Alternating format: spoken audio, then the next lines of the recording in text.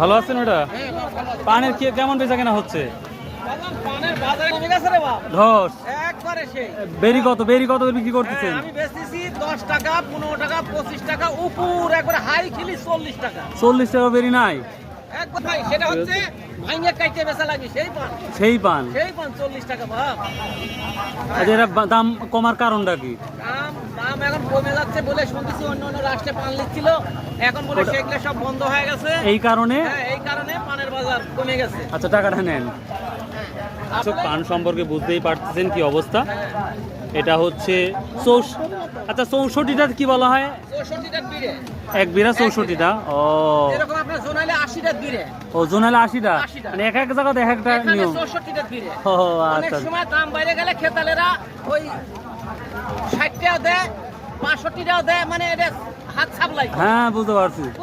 হ্যাঁ, কপালে দুঃখ নামিছে।